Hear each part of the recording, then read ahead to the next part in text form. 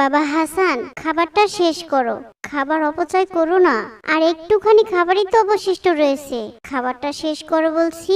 না আম্মু, আমি আর খাবো না। আমার এখন খাবার খেতে ইচ্ছা করছে না। হাসান, খাবারটা অপচয় করো না বাবা। তুমি কি জানো অপচয়কারীকে আল্লাহ পাক পছন্দ করেন না? তুমি নিশ্চয়ই আল্লাহর প্রিয় বান্দা হতে চাও, আর আল্লাহর প্রিয় বান্দারা কখনোই অপচয় করে না। হ্যাঁ বাবা, আমি অবশ্যই আল্লাহর প্রিয় বান্দা হতে চাই। তাহলে এবার খাবারটা অপচয় না করে খেয়ে নাও বাবা। ঠিক আছে বাবা, আমি এখনই খাবারটা শেষ করছি। আমি কখনোই আর খাবার অপচয় করব না, ইনশাআল্লাহ।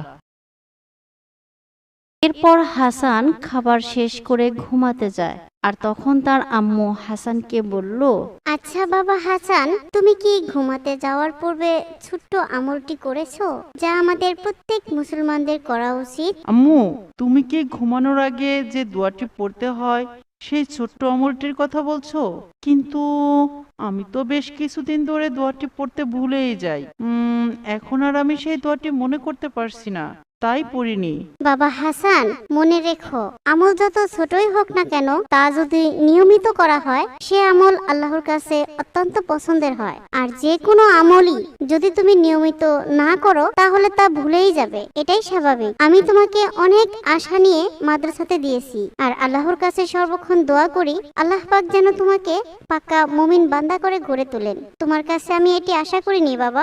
আম্মু, আমার ভুল হয়ে গেছে, আমাকে তুমি মাফ করো। তুমি একবার আমায় ঘুমানোর পূর্বের সেই দোয়াটি শিখিয়ে দাও, এরপর থেকে আমি নিয়মিত আমল করব। আচ্ছা ঠিক আছে, ঘুমানোর পূর্বের দোয়াটি হলো আল্লাহুম্মা বিইসমুকা আমুতু আহিয়া। এই দোয়াটি ঘুমানোর আগে প্রতিদিন 3 বার করে পড়তে হয়। বাবা, তুমি এবার একটু পড়ো দেখি। আল্লাহুম্মা বিইসমুকা আমুতু আহিয়া, আল্লাহুম্মা বিইসমুকা আমুতু আহিয়া, আল্লাহুম্মা বিইসমুকা আমুতু আহিয়া। এবার তুমি ঘুমিয়ে পড়ো বাবা, আমি আসি। আল্লাহ হাফেজ। আল্লাহ হাফেজ আম্মু। পরের দিন হাসান তার বাবার সাথে বাজার থেকে ফিরছিল। পথিমধ্যে দেখলো একটা অ্যাক্সিডেন্ট হয়েছে, আর একজন লোক প্রচন্ড আঘাত পেয়ে পড়ে আছে। এরপর হাসান ও তার বাবা সেখানে এগিয়ে গেল। কি হয়েছে ওনার? এভাবে পড়ে আছেন কেন? আর আপনারাই বা দাঁড়িয়ে দেখছেন?